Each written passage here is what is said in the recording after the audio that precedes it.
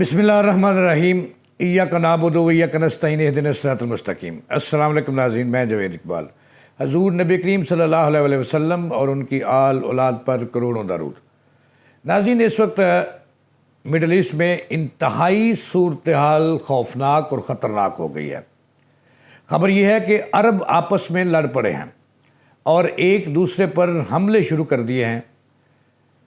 इससे भी बड़ी खबर यह है कि अमेरिका का एक इंतहाई खुफिया अड्डा कुवैत में था, जिसको ईरान ने निशाना बनाया है। ये अड्डा था अमेरिकन CIA का और इंतहाई खुफिया था दुनिया में।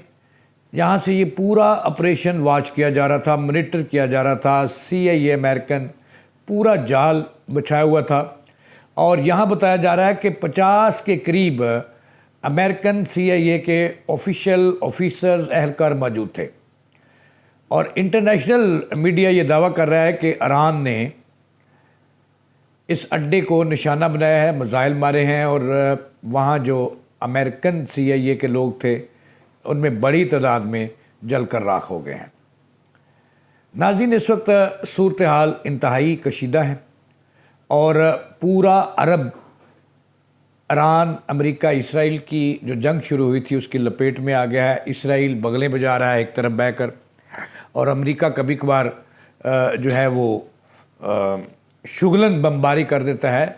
लेकिन असल सूरत हाल जो इस वक्त है कि अरब आपस में लड़ पड़े हैं और एक दूसरे पर हमले कर रहे हैं। यहाँ तक कि सऊदी अरब भी लड़ाई में कूद पड़ा है और ईरान मीडिया ये दावा कर रहा है और ये इल्ज़ाम आयद कर रहा है कि सऊदी अरब ने अमेरिका के साथ मिलकर इराक़ में करबला मोहल्ला को भी निशाना बना डाला है, नजफ़ को भी निशाना बनाया है और वहाँ जो ज़ायरीन थे उनकी बड़ी तादाद जो है वो वहाँ शहीद हो गई है। इसके बाद की सूरत हाल क्या है, ये तमाम तफसीलात मैंने आपके सामने रखनी है। और इसमें जो सबसे अहम बात है वो ये है कि पाकिस्तान के लिए एक कड़ा इम्तहान शुरू हो गया है कि इसराइल यही चाहता था कि पाकिस्तान को किसी तरीके से, जिसने इसराइल के बगरगीर बच्चे इंडिया को मारा और उसके राफेल गिराए, कि पाकिस्तान को किसी तौर पर घेर कर मिडल ईस्ट में ले जाया जाए और फिर अरबों से इसको लड़ाया जाए। वो उसकी साजिश कामयाब होती हुई नज़र आ रही है। अमेरिका के पास तो असले के ज़खायर ख़त्म हो रहे हैं, वो तो हाथ खड़े कर रहा है, लेकिन उसने अपना जो रहता खुदा, जो पुराना असला है, वो बेचने के लिए एक सोची समझी साजिश के तहत, प्लानिंग के तहत अरबों को आपस में लड़ा दिया है। जो इंतहाई खौफनाक सूरत हाल है इस वक्त अरबों के अंदर, और अफरा तफरी है और सोग है और गमो गुस्सा है एक दूसरे के ख़िलाफ़। अभी देखें, आज से चंद रोज़ पहले सऊदी जो वज़ीर ख़ारजा थे शहज़ादा फैसल, उन्होंने ऐलान किया था कि जो ईरानी मलेशिया है, ईरानी नस्ल मलेशिया है, इन्होंने इराक़ से सऊदी अरब पर मिसाइल दागे हैं, बमबारी की है और हौशियों ने भी यमन से बमबारी की है। इसका वो जवाब देंगे। आखिरकार आज सुबह जो ईरान मीडिया कह रहा है कि उन्होंने जवाब दे दिया है सऊदी अरब ने, और वो दावा कर रहे हैं कि सऊदी अरब ने अमेरिकन अफवाज के साथ मिलकर जो है करबला मोहल्ला वहाँ पे बमबारी की है, ज़ायरीन को निशाना बनाया है। और जो सऊदी हैं, जो अरबी हैं, वो ईरानी हैं, वो ये कह रहे हैं कि ये जजीदाना फेल है जो उन पर किया गया करबला मोहल्ला पर और नजफ़ पर जो बमबारी हुई है। इससे जो आग के शोले हैं मज़ीद भड़केंगे और ईरान भी इस जंग में कूद पड़ेगा। ये बातें अपनी जगह हैं और वहाँ सोग का समय है।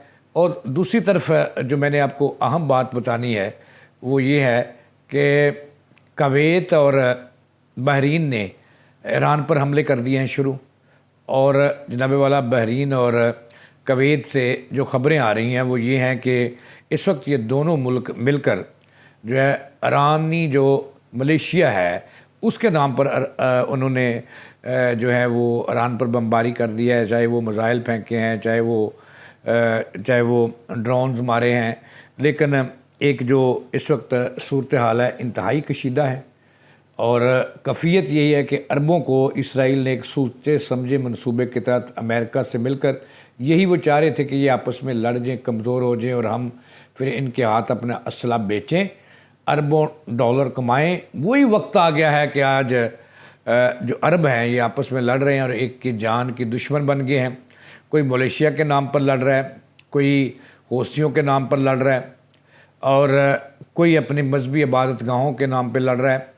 तो इस वक्त जो है अरबों के अंदर इंतहाई जो है वो खौफनाक सूरत हाल पैदा हो चुकी है, और अरब एक दूसरे को मारना शुरू हो गए हैं, एक दूसरे के मुल्क पर बमबारी कर रहे हैं, एक दूसरे की शहरियों को मार रहे हैं, एक दूसरे की तनसीबात को निशाना बना रहे हैं। लेकिन काबिल अफसोस और काबिल ज़िक्र बात यह है कि इसराइल जिसको खुश करने के लिए अमेरिका ने एक सोची समझी साजिश के तहत हमला किया था ईरान पे, आज इसराइल बड़ी खामोशी से बगलें बजा रहा है और ये तमाशा देख रहा है कि अरब आपस में लड़ पड़े हैं।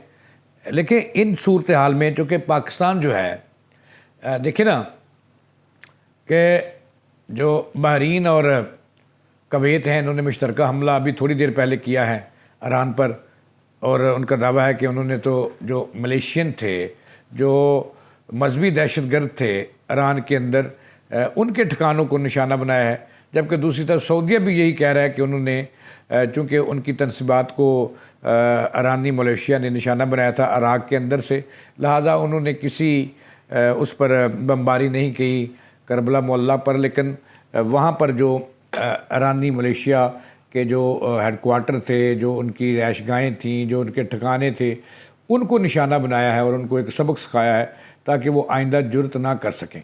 अब ये बातें अपनी जगह हैं कि तकरीबन जो बड़े मुल्क हैं अरब वो आपस में लड़ चुके हैं, लेकिन चूँकि पाकिस्तान जो है ये इत्तेहादी है, मुआहदा हो चुका है सऊदी अरब का, और अगर सऊदी अरब पर ईरान टूट पड़ता है, इराक़ टूट पड़ता है और उधर से हौसी टूट पड़ते हैं, तो फिर पाकिस्तान के लिए खामोश रहना बड़ा मुश्किल हो जाएगा। पाकिस्तान इस वक्त इंतहाई जो है मुश्किल में है, और वो सालसी में लगा हुआ है कि किसी तरीके से जो एक गैर मुस्लिम क़ुव्वतों ने ये लड़ाई शुरू करवाई है और साजिश के तहत करवाई है अरबों की आपस में, किसी तरीके से ये आग जो लगाई है वो ठंडी हो जाए।